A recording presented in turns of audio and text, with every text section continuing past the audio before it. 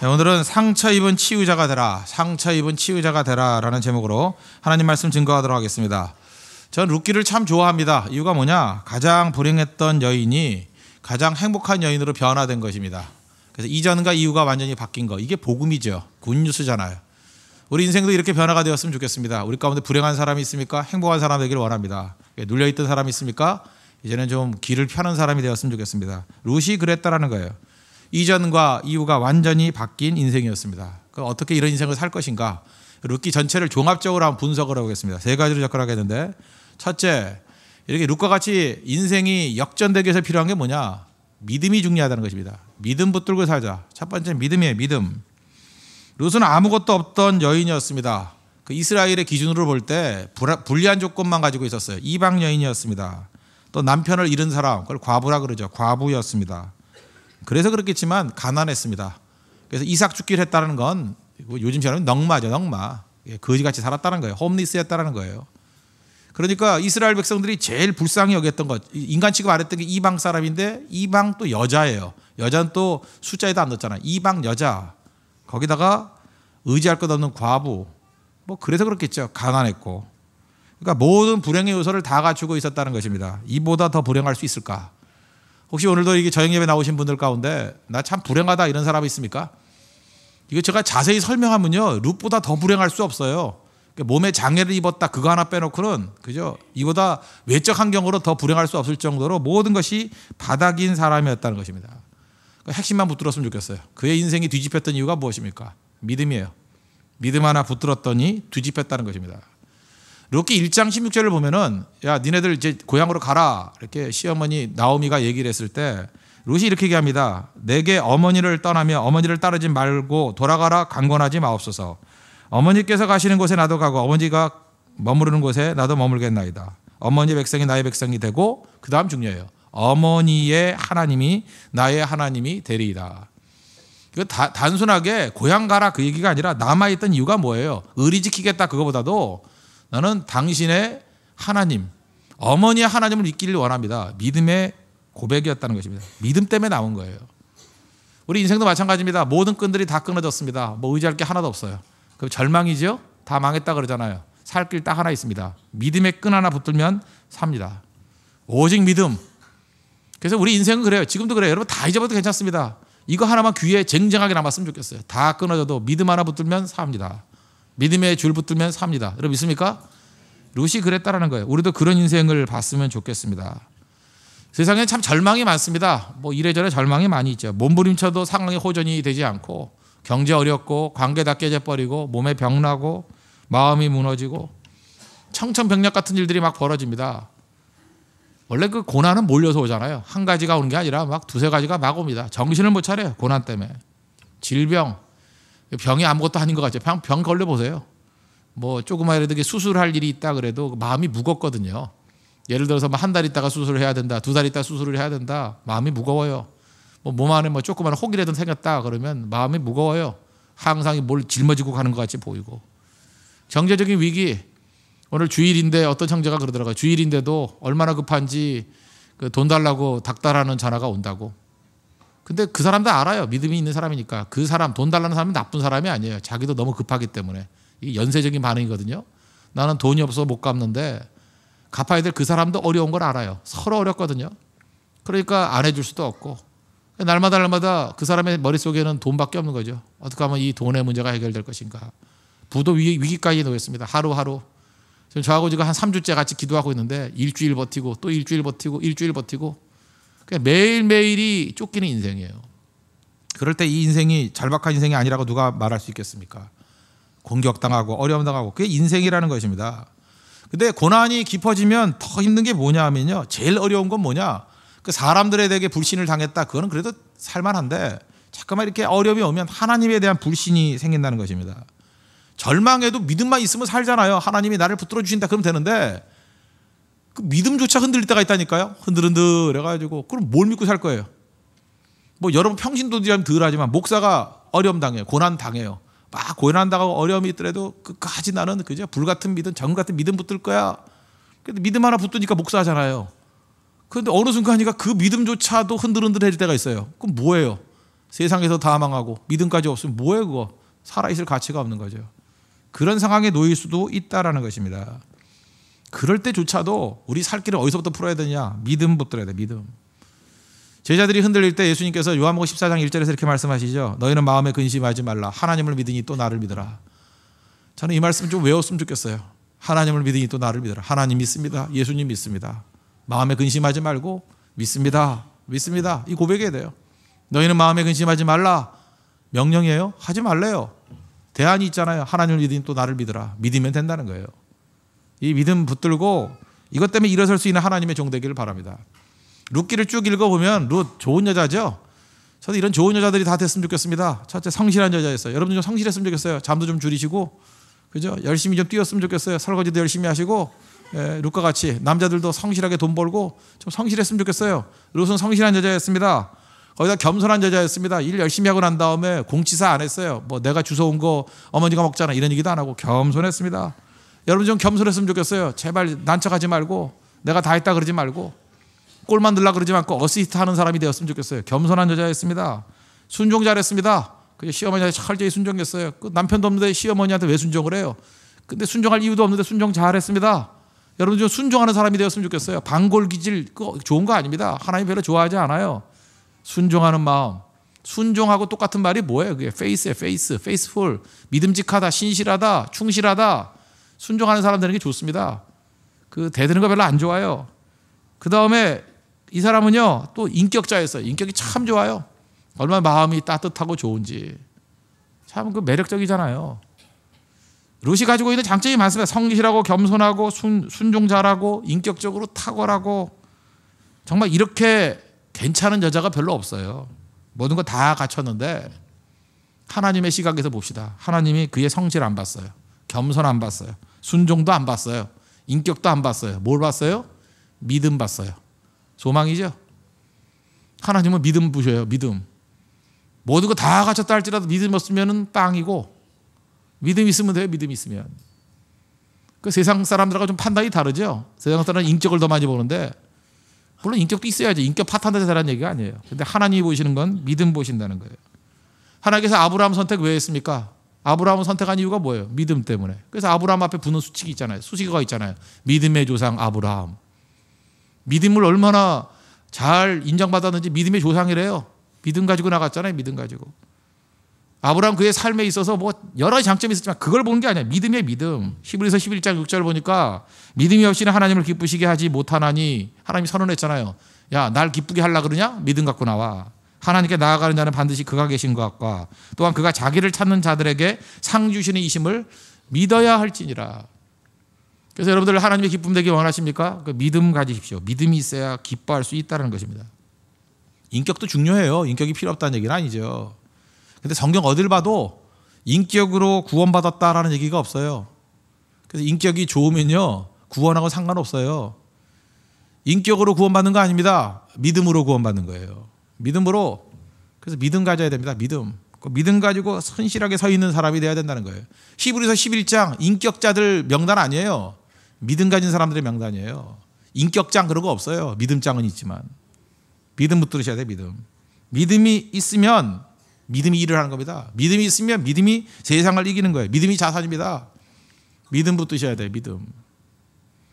근데 마귀는요 항상 이렇게 그래도 인격이 있어야지 뭐 누가 없어야 된다나 꼭 이렇게 마귀는게 시비 거는 때가 있거든요. 인격도 있어야지. 토마스 에디슨 아시죠? 에디슨 그 발명 왕이라는 분.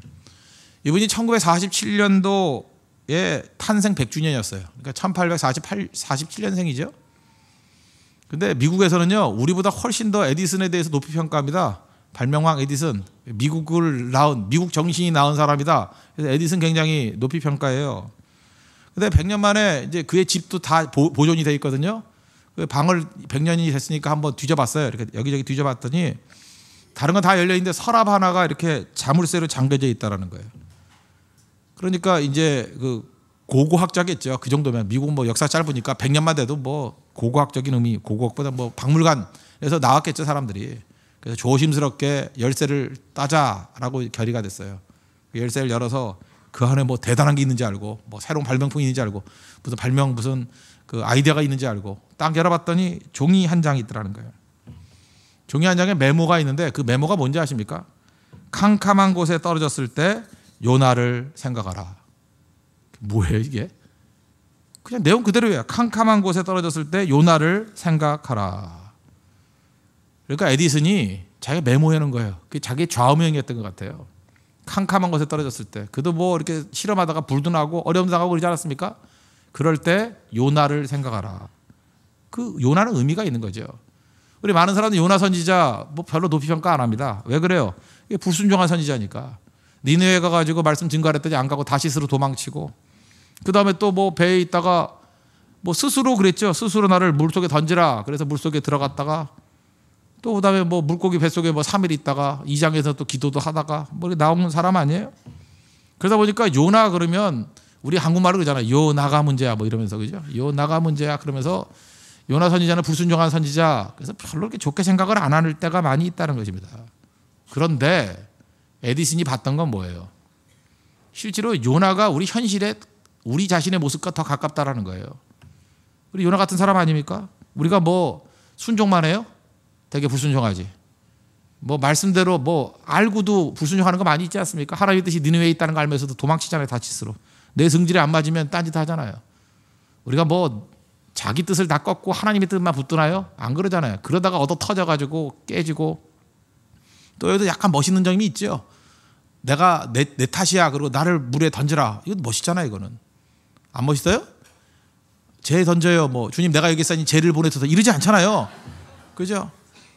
내 탓이라고. 이건 멋있잖아요. 또 그러다가 물속에 들어가서 물고기 뱃속에서 또 기도하고, 그 다음에 또 변화되니까 또 원망하고, 뭐 박넝쿨 없앴더니 또 성질 부리고, 뭐 왜 구원했냐 이러고.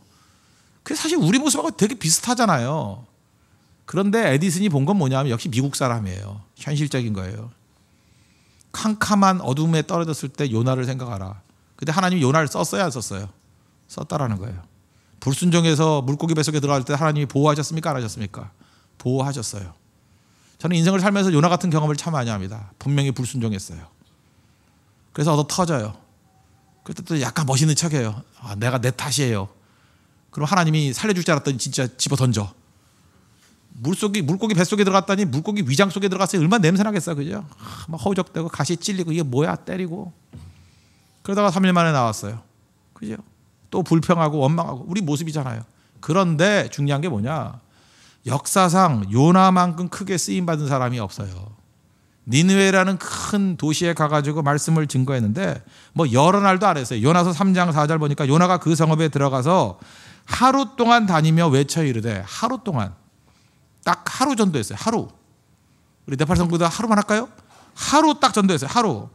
40일이 지나면 니느웨가 무너지리라. 뭐 메시지도 간단해요. 40일 지나면 망해 임마. 그러고 다녔어요. 40일이면 망해. 하루 딱. 그랬더니 니느웨 사람들이 하나님을 믿고, 믿는 게 아니라 금식을 선포하고, 높은 자 낮은 자를 막론하고, 굵은 베옷을 입고, 그 다음에 그 일이 니네 왕에게 들리니 왕이 보좌에서 내려와서 왕복 옷을 짝짝 찢어 벗고 굵은 베옷을 입고 잿더미 위에 앉아가지고 회개했대요. 역사상 이랬던 적이 있어요, 없어요? 없어요. 그 4장 마지막 절에 보니까 회개했던 사람이 12만 명. 와, 미쳐. 그죠? 하루 전도에서 12만 명이 회개했대요. 지금 에디슨이 본 게 이거였다고요. 우리 인생은요 되게 깔끔한 거 좋아해요. 깔끔하게 말씀대로 순종하고 깨끗한 고매한 인격, 이런 사람만 사용하는지 아는데, 지금 토마스 에디슨이 본 게 뭐예요? 캄캄 어둠에 떨어졌을 때 요나를 생각하라. 인생은 지저분한 거예요. 들었다 놨다 들었다 놨다 이게 인생이에요. 알아요? 순종했다 안 했다 순종했다 안 했다 그게 인생이라고. 하나님이 그 사람 여전히 보호하시고 요나를 통해서도 놀라운 일들을 이루십니다. 그 메시지를 붙들라는 거예요. 그러면 우리가 낙심하거나 좌절할 이유가 없겠죠. 하나님 우리를 붙들어 주시니까.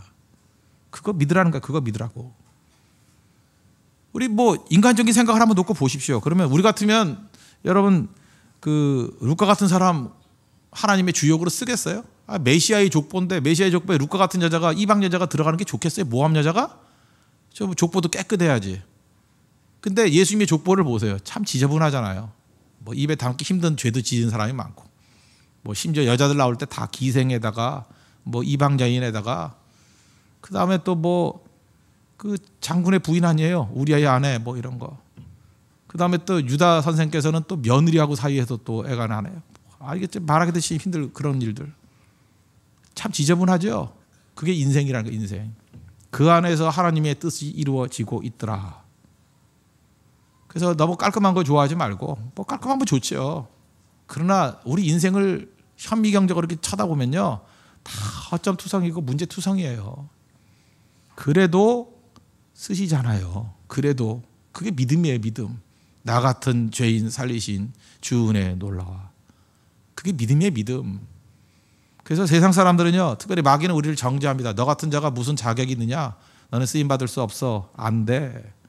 근데 우리는 뭘 붙들어요? 그럼에도 불구하고 예수님 내 죄를 사하시고 나를 불러서 사용해 주셔. 십자가 붙들고, 그래서 단어가 나오는 게 뭐예요? 뻔뻔하게 나가서 쓰임받는 거예요. 뻔뻔하게. 그게 믿음입니다. 룻 보세요. 얼마나 뻔뻔해요. 이방 여인이고 아무것도 없는데 메시아의 족보에 탁 들어가잖아요. 하나님이 주신 거 다 누리잖아요. 자기 일 하잖아요. 뭘 붙들었어요? 나는 어머니의 하나님을 믿습니다예요. 바닥에서부터 이렇게 세우시는 하나님을 믿습니다. 그 믿음대로 됐습니까? 안 됐습니까? 됐죠. 그래서 여러분들, 저는 기대합니다. 가장 불행한 사람들 여기 왔으면 좋겠어요. 복음은요, 여러분들을 가장 행복한 사람을 변화시킬 거예요. 가장 밑바닥에 있는 사람이 왔으면 좋겠어요. 가장 상처 입은 사람이 왔으면 좋겠어요. 복음은요, 여러분을 치유하고 여러분을 이렇게 세울 것입니다. 그게 복음이에요. 우리에겐 복음이 필요합니다. 예수님이 필요합니다. 예수님의 십자가가 필요합니다. 그게 믿음이에요, 믿음. 예수님 안에서 이전과 이후가 달라질 것입니다. 이전 것은 지나갔으니 보라, 새 것이 되었도다. 그게 믿음이에요, 믿음. 루시 붙들었던 그 믿음, 여러분도 붙들고 인생의 역전을 일으킬 수 있는 하나님의 거룩한 종 되기를 바랍니다. 두 번째로 룻기가 보여주는 포인트는 뭐냐? 먼저 내가 치유받아야 된다는 것이죠. 내 자신이 치유받아야 된다. 건강한 산모가 건강한 아이를 낳을 수 있습니다. 특별히 그 룻의 시어머니였던 나오미, 나오미란 이름이 기쁨이란 뜻이거든요. 나 더 이상 나오미라 부르지 말라. 나 이름대로 못 살았어. 나 마라라고 불러줘. 쓴 거야. 난 마라야. 1장 12절 보니까 나오미가 그들에게 이르되 나를 나오미라 부르지 말고 나를 마라라 부르라. 이는 전능자가 나를 심히 괴롭게 하셨음이니라. 내 이름이 쓴 나물이야. 나는 쓴 여인이야. 고통이야. 불행이야. 그렇게 불렀다라는 거예요. 그러니 그 옆에 같이 있던 뭐 루시아 말할 것도 없죠. 자기도 상처와 어려움 가운데 다 처해 있는 거 아닙니까? 그런데 하나님께서 룻을 회복시키시고 또 나오미를 축복하셔서 변화가 됐죠. 그러니까 다른 사람들에게 유복하게 만들기 위해서 필요한 게 뭐예요? 내가 먼저 회복돼야 되고 내가 먼저 건강해져야 된다는 것입니다. 사람이 자기가 우울하면요, 시한폭탄입니다. 여러분들, 왜 여러분들이 행복해야 되는지 아시면 항상 기뻐하라. 여러분이 아버지면 항상 기뻐하는 아버지가 돼야 가정이 편안해요. 가정주부입니까? 항상 기뻐하는 어머니가 돼야 아이들이 소화가 돼요. 항상 슬퍼하라. 지옥됩니다, 지옥. 항상 분노하라. 지옥됩니다. 그래서 하나님 앞에 쓰임 받고자 합니다. 뭐 이런 얘기가 나오죠. 하나님, 뭐 주님 내가 여기 있사오니 나를 써주소서.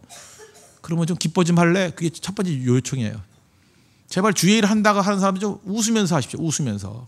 기뻐하라고요. 진짜 기뻐해야 될 거 아니에요. 우울한 사람이 맨날 심각하게, 그죠? 무슨 로댕에 생각하는 사람 같이 꼬부리고 앉아가지고 내 팬티 어디 갔어? 이러고 있으면, 그죠? 아니면 뭐 트라이블까 BI 실입일까 고민했나요? 뭐 하여튼간에 맨날 그런 표정을 짓고 있으면 죄송합니다. 내가 오늘 왜 이러지? 내가 그러고 있으면 정말 우리 사는 게 힘들어지잖아요. 그 쳐다보는 사람 얼마나 힘들겠어요. 얼마나. 그게 아니죠. 근데 기쁨이 충만하면 그 사람 자체가 행복하니까 사람들이 모여들 것이고 그 사람으로 인해서 이렇게 축복의 통로가 된다고, 다른 사람에게 흘러넘친다고요. 저는 그래서 웬만하면 하나님 앞에서 제가 행복하려고 노력을 해요. 기뻐하려고 노력을 하고. 그래야 될 거 아니에요. 그죠? 건강하려고 노력하고. 그게 성도에게 줄 수 있는 첫 번째 선물이 아니겠습니까? 여러분 리더입니까? 간사입니까? 또 진장입니까? 여러분 항상 밝은 얼굴 가지십시오. 척하는 게 아니라 진짜 밝아져야 돼. 진짜 기뻐야 됩니다. 그래야 양떼들이 건강하게 할 수 있죠. 건강해야 됩니다. 회복돼야 됩니다. 충만해야 됩니다. 왜 하나님께서 다윗을 그렇게 좋아했을까요? 여러분 다윗같이 되길 원합니다. 그런 기도도 하잖아요. 다윗이 좋아요. 왜 좋죠? 하나님 다윗을 왜 좋아했을까요? 다윗은요 광야에서 도망치면서도 힘들 때도 시편 보세요. 즐거워했어요. 다윗은 즐거워하는 사람이었어요. 즐거워. 하나님 언약궤가 왔을 때도 막 춤추고요. 광야에서도 즐거워했어요. 하프 키면서 노래 부르고 즐거워했어요. 그에게 어둠이 별로 없어요.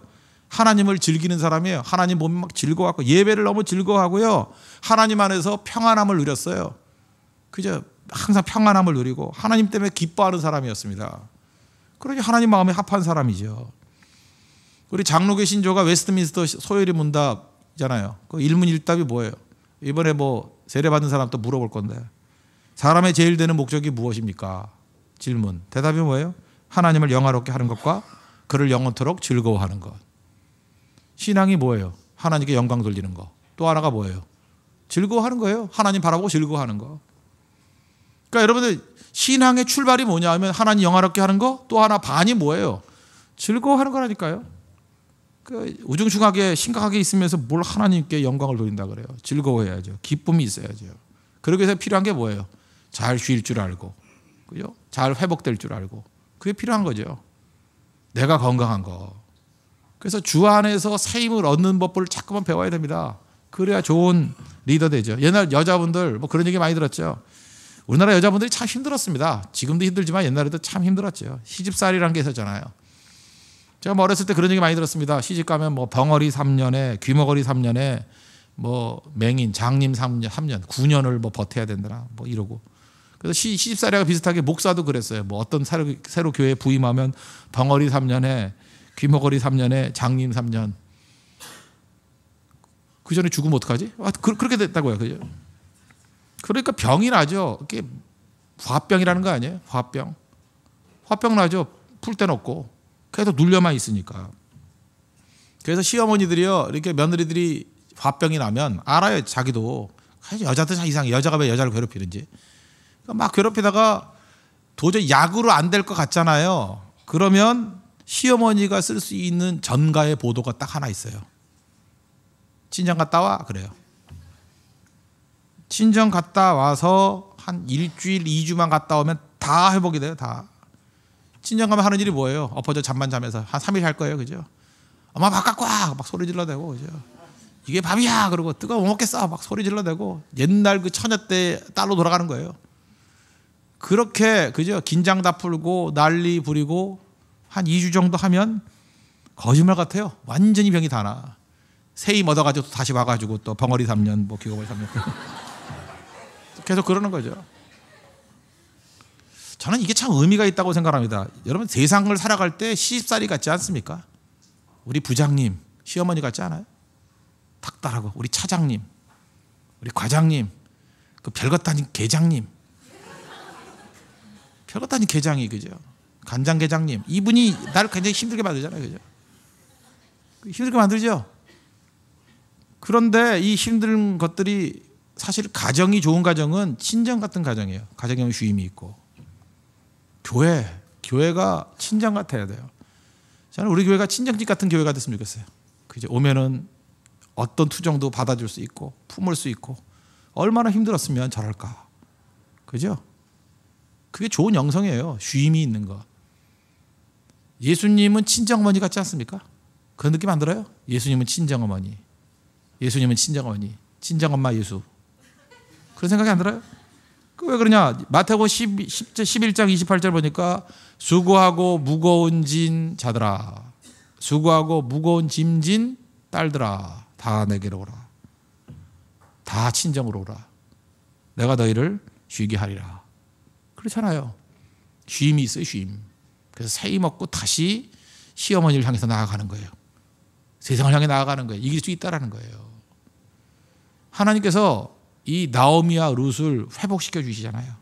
잘 회복시켜 줬다는 것입니다. 그래서 치유받고 건강해지니까 비로소 다른 사람을 축복할 수 있는 사람들이 될 수 있잖아요. 저는 옛날에 그 영락기도원 이런 데 자주 갔었는데 지금도 영락기도원 그 부원장님이죠. 실제로 관리를 하시는 분이었던 것 같은데 그분하고 제가 옛날에 좀 친하게 지냈어요. 이유가 뭐냐? 친하게 지냈던 이유가 뭐냐면 저는 전도사 때예요. 영락기도는 참 자주 갔는데 저는 기도는 별로 안 하고 맨날 족구만 했거든요. 근데 족구만 너무 하니까 그 원장이 날 부르더라고. 뭐 하시는 분이냐고. 그래서 전도사인데요. 그랬더니 기도도 좀 하고 족구를 하라고. 나 운동하냐고. 그래서 그분이 처음으로 저기 했던 얘기예요. 당신 그 운동으로 구원받았으면 옛날 구원받았다고 나한테 그러더라고요. 그런데 그분이 그 다음을 모른 것 같아요. 그 다음에 이제 한참 지나고 난 다음에 이제 그분은 아니었는데 그 어떤 원장님이었어요. 그 여자 원장님, 딴 기도원이에요. 그 원장님이 그런 얘기를 하더라고요. 그 기도원에도 제가 선교 때문에 같이 가서 만났던 분인데 이상하다라는 거예요. 기도원에 오는 많은 목사님들이 계시는데 기도원에 와가지고 기도를 많이 하시는 목사님이 계신데요. 정말 들어와서부터 나갈 때까지 기도만 열심히 하시는 분. 또 반면에 어떤 분이 계세요. 기도원 와가지고 잠만 주무시다 가시는 분이 있대요. 기도는 안 하고. 근데 이상한 거는 기도를 많이 한 분은 교회 부흥이 안 되고 잠만 자다가 하는 분들은 부흥이 된대요. 하나님이 살아계시나요? 나한테 묻더라고요. 근데 내가 하나님이냐 왜 나한테 묻냐고. 근데 저는 그걸 이렇게 해석을 했어요. 이게 무슨 얘기냐면 기도원에 와서 기도를 많이 하시는 분, 물론 기도도 필요한 거죠. 근데 그분은 그 상태가 심각한 분이에요. 뭐든 심각하게 생각하니까 이게 기도 많이 하고 이제 피곤하니까 교회 가서 쉬시겠죠. 예, 그런 게 있을 거라고. 그런데 기도원에 와가지고 잠 못 자던 잠 푹 주무시고 잘 쉬던 분 이제 새 힘을 얻고 교회 가가지고 열심히 기도도 하고 예배도 드리고 새 힘 얻겠죠. 제가 그때 거기서 인사이트를 얻어가지고 교육자 수련회를 가면은 한 번은 그랬어요. 그죠? 3박 4일 동안 한 번도 예배도 안 드리고 기도도 안 하고 계속 놀기만 했어요. 그랬더니 하루 지나고 나니까 부교육자들이 이제 좀 이게 걱정이 되는 거예요. 목사님 예배 안 드려요? 뭐 교회 가서 드리자고. 기도 안 해요? 교회 가서 하자고. 그러니까 사람들이 그렇잖아요. 이게 그래도 하나님께 부르심 입은 주의 종들인데 양심이 편하겠어요? 막 수심이 가득해서 돌아왔어요. 너무 노니까. 놀아도 너무 노니까. 교회 오자마자 엎드려 기도하기 시작하는데 주여 이 싹구를 용서해 주십시오. 그래서 기도하기 시작하고 그 다음에 뭐 박수 치면서 얼마나 열심히 예배 드리고 하는지 그때 교인들이 저한테 그러더라고요. 도대체 수련회에서 뭐 어떤 걸 하셨길래 저렇게 뜨겁게 왔냐고. 회심의 미소를 지었죠. 놀다 왔죠. 예. 제가 볼 때 그런 효과가 아닌가 그런 생각이 들어요. 무슨 얘기입니까? 마찬가지 여러분들도 진짜 싸움을 벌이기 위해서 그저렇게 영적인 무장도 중요하지만 영적인 쉼도 굉장히 중요하다는 거예요. 그게 바로 뭐예요? 치유죠. 쉴 때 치유함을 받는 거예요. 어디서 쉬어야 되겠습니까? 주 안에서. 주님 품 안에서 쉴 수 있는 좀 친정 같은 모습. 우리가 일만 해야 되는 거 아닙니다. 쉼도 있어야 돼요. 그죠? 쉼도 있어야 된다고. 이번 선교 갔을 때도 그래요. 현장에 가서는 잘 뛰어야 되지만 아침과 저녁에 우리가 모였을 때 식사도 아주 즐겁게 할 것이고 교제도 아주 즐겁게 나눌 것이고 그동안 밀렸던 대화도 많이 나눌 것이고 못했던 사랑도 충분히 사랑을 하고 서로 세워주고 격려하고 인정해 주는 것들. 그래서 정말 선교가 좋긴 좋은데 왜 좋냐? 복음 증거하는 것도 기쁨이 있지만 우리의 이 교제권이 너무 좋아요. 그런 말이 나와야 돼요. 그게 성도입니다. 성도의 교제라는 거예요. 루카 나오미가 치유받고 난 다음에 다른 사람을 치유할 수 있던 것 마찬가지로 여러분도 주 안에서 치유함을 받는 믿음의 종 되기를 바랍니다. 세 번째 필요한 건 뭐냐? 상처 입은 치유자라는 거예요. 내가 상처를 입었던 것들이 오히려 사명으로 연결이 된다는 것입니다. 제가 옛날에 그런 말을 많이 했는데 사명이란 게 뭐냐? 남들보다 더 가진 게 사명이고 부담감 가진 게 사명이고 그 다음에 상처 이런 것도 사명이라고요. 아픔 이거 사명이라고요. 헬리 나우엔이 그런 얘기 했죠. 상처 입은 치유자, wounded healer. 그게 말이에요. 아픔이 사명이라고. 아픔이. 오늘 그 뒤에도 나오지만 그 마태복음 1장 5절과 6절을 인용하면 이런 게 나와요. 살몬은 라합에게서 보아스를 낳고 보아스는 르색에서 오벳을 낳고 오벳은 이새를 낳고 이새는 다윗 왕을 낳으니라. 우리 룻기 4장 마지막에도 똑같은 족보가 나오죠. 그러니까 잘 보세요. 그 보아스를 중심으로 볼 때 보아스의 아버지가 누구예요? 살몬. 그럼 보아스의 어머니 누구예요? 어머니는 라합. 라합이 누구예요? 기생. 그러니까 기생 라합이 아마 살몬이라는 사람하고 결혼했는가 봐요. 그래서 기생 라합의 아들이 누구냐 하면 보아스예요. 이 보아스가 누가 결혼한 거예요? 룻하고 결혼해서 오벳을 낳고 오벳이 이새를 낳고 이새가 다윗을 낳았다는 거예요. 그러니까 룻은 다윗 왕의 증조 할머니. 그러니까 무슨 어려움 당할 때 모압으로 도망 많이 쳤잖아요. 모압 왕에게. 왜냐하면 먼 외갓집이니까. 다윗의 피 속에 모압 피가 흐르고 있다는 거 잊지 마십시오. 모압의 피가 흐르고 있어요. 그러니까 보아스는 아픔이 있잖아요. 아픔이 있잖아요. 라합은 기생으로 살았습니다. 뭐 이게 기생이 뭐 우리가 보통 말하는 몸 팔고 하는 그런 거 아니라고 얘기하는 사람도 있지만 제가 볼 때 그건 아닌 것 같아요. 여리고 출신이었어요. 그리고 기생이라 그러면 어쨌든 좋은 거 아니잖아요.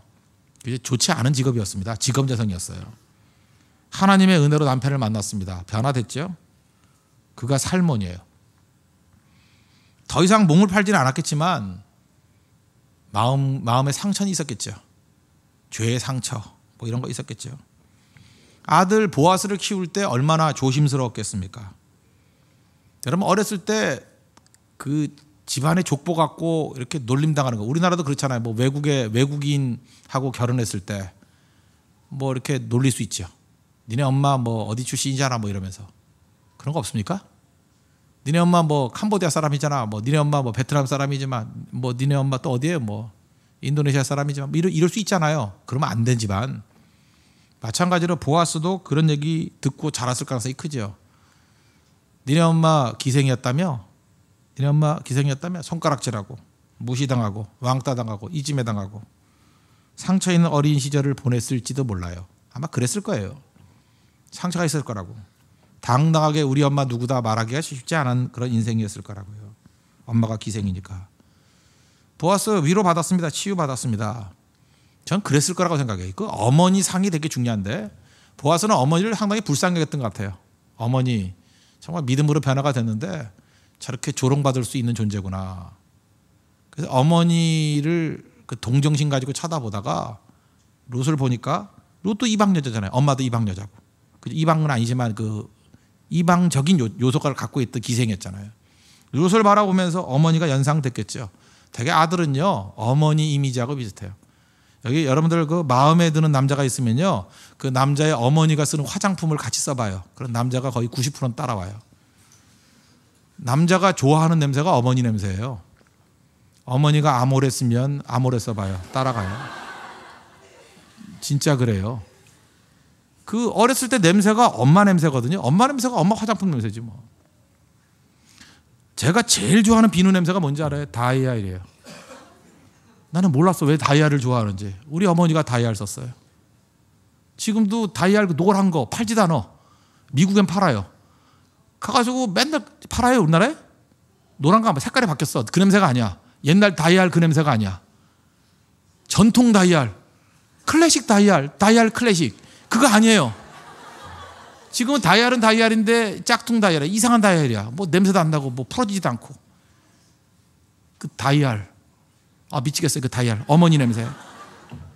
미국엔 팔아요. 옛날 거 그걸 팔더라고. 그래서 내가 미국에서 맨날 그거 10개씩 사오고 그랬었는데 요즘에 갈 일이 없어서 살 일도 없네. 그죠? 미국 다이알이에요. 그 노란색 나오는 그 다이알. 연세들이 알죠? 옛날 다이알. 그런 거예요. 그러니까 어머니 인상이 아들에겐 굉장히 강한 영향을 주는 거라고. 어머니가 해주던 음식 그거 해주면 다 좋아요. 다. 그죠? 그거 못 잊어요. 그 음식 맛 뭐 이런 것들. 그 냄새, 화장품 못 잊는다고. 보아스도 어머니에 대한 이미지 남아있을 거 아니에요. 룻을 보는 순간에 어머니가 생각났을 거예요. 어머니 사랑하잖아요. 사랑할 마음이 생기는 거죠. 내가 품어줘야지. 내가 사랑해줘야지. 어떤 의미에서 보아스는 상처 입은 치유자입니다. 그죠? 어머니 때문에 상처를 입었던 사람이 룻과 같은 불행한 여자를 내가 행복하게 만들어줘야지. 사명감이죠. 상처를 치유해 주는 거. 우리 그런 인생 살아야 돼요. 내가 상처 입었으니까 또 다른 사람 상처 주겠다. 그게 아니고 복음 안에서 변화된 사람은 내가 저 아픔을 알아. 그러니까 저걸 보호해 줘야지. 내가 저 사람이 어려움을 알아. 그러니까 도와줘야지. 그게 복음이죠. 정보를 가지고 공격하면 안 되죠. 정보가 있으니까 보호해 줘야죠. 아픔을 아니까 품어줘야죠. 그 다음에 13절에서 쭉 보니까 그 보아스가 룻을 맞이해서 아내를 삼았고 그 다음에 뭐라고 나오죠? 그 15절 이는 내 생명의 회복자이며 내 노년의 봉양자라 곧 너를 사랑하며 7 아들보다 귀한 네 며느리가 낳은 자로다 하니라. 나오미가 아기를 받아 품에 품고 그의 양육자가 되니. 뭐 그런 얘기가 쭉 나오잖아요. 여기서 할 수 있는 게 뭐예요? 한번 생각해 보세요. 지금 룻이 새로 시집을 갔습니다. 보아스에게 결혼했어요. 그러면 옛날 시어머니 나오미는 아무도 아니잖아요. 그거 아니에요? 아무것도 아니잖아요. 그런데 옛날 시어머니 나오미를 잘 복량했대요. 그리고 아들 낳아가지고 나오미 품에 안겨가지고 당신 자녀입니다 라고 할 정도로 효를 다했다는 거예요. 이게 중요한 거죠. 우리 인생 가운데 이런 인생이 있어야 된다고 생각합니다. 아무 관계 없을 수도 있는 나오미를 세워줍니다. 잘 봐요. 보아스는 룻을 치유해주고 치유받은 룻은 또 상처 입은 나오미를 치유해주고, 이게 바로 뭐예요? 이게 천국이에요. 이게 지옥이 되려고 그러면요, 상처를 입어서 성질나서 내가 또 확 긁어서 상처를 내고, 아파 죽겠다 그래서 건들면 또 상처를 내고, 돌아가면서 상처를 주는 거야. 돌아가면서. 그죠? 상처의 쉐어링. 전부 다 피 흘렸다. 우린 망하는 집안이다. 늑대 집안이다. 그럼 망하는 거죠.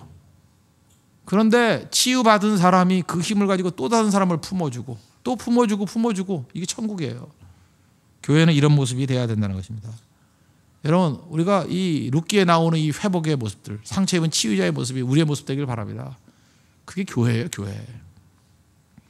악순환 나에서 끝나야 됩니다. 상처 입고 힘듭니까? 나에서 끝나야 돼요. 그리고 하나님 넘치는 축복해 주십시오. 회복되길 원합니다. 그 힘 가지고 내가 해야 될 사명이 뭐냐면 내가 상처 입은 사람 품어주겠습니다. 룻을 세워주겠습니다.